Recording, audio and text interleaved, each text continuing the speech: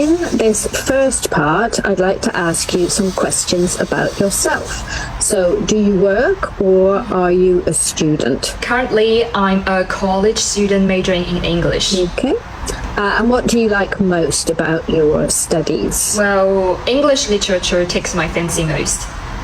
Okay, let's move on to talk about singing. Okay, so do you like singing and why? Yes, I do, but sad to say, I don't have a good singing voice and I'm kind of tone deaf.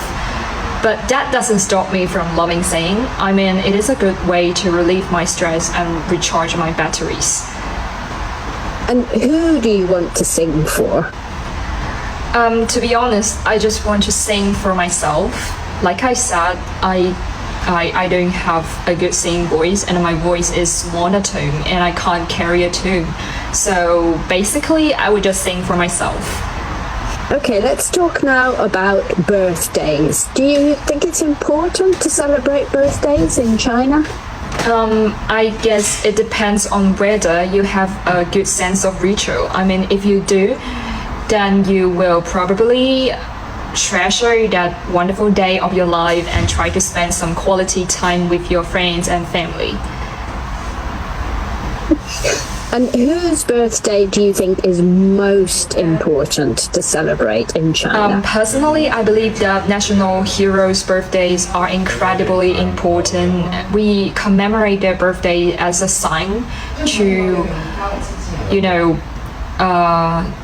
to show some respect for what they have done for our country to free us from colonizers or to make us into a better country. Okay. Now we're going to move on to part 2. So in this part, I'm going to give you a topic and I'd like you to talk about it for 1 to 2 minutes. You have 1 minute to think about what you're going to say and you can make some notes if you wish. Do you understand? Yes, I do. Okay, so here is a pencil and some paper. And here is your topic. Okay? So I would like you to describe a problem that you had while shopping online or in a store. Well, recently I was let down by a really, really bad online shopping experience. Well, I have an old laptop that I bought overseas a long time ago, and last year I needed to buy a replacement battery and I couldn't find one anywhere. No one seemed to stock the exact type I needed. I think the manufacturers do that on purpose. They just want you to buy a new computer. But I persevered and eventually I found a company which had the battery I needed, but they said it would take 2 months to deliver it.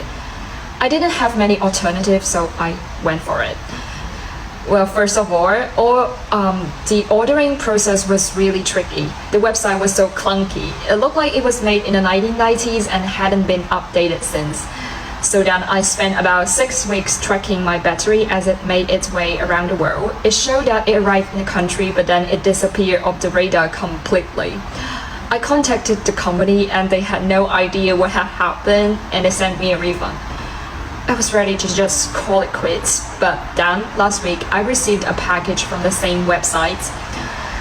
The package contained a battery, but it was for a phone, not for a laptop.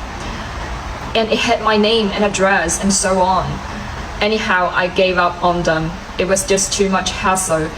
So that's pretty much I would like to share. Thank you. Okay, thank you very much. Okay, and now I'd like to ask you some general questions related to shopping. Okay, so what kind of customer service would you say was good customer service? I would say good customer service means that means providing customers with a smooth and pleasant shopping experience. Yeah. And why do you think that? Because apparently satisfied customers can contribute greatly to business success in terms of both profit and brand awareness. Okay, interesting. And do you think people prefer to shop online or in a physical store? I would say people would rather go for online shopping because nowadays you can order almost anything just at your fingertips and have it delivered to your doorstep in a few days. It's just extremely convenient. Okay. And do you think that people kind of can have general problems when shopping? For sure, usually it's either related to, the product or the customer service. Things are out of stock, things are of poor quality, and things not working.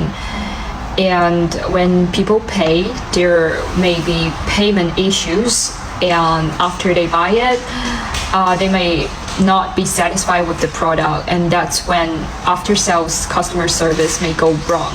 And if that happens and they're not happy with the product, what do you think needs to happen? What does the company need to do in return?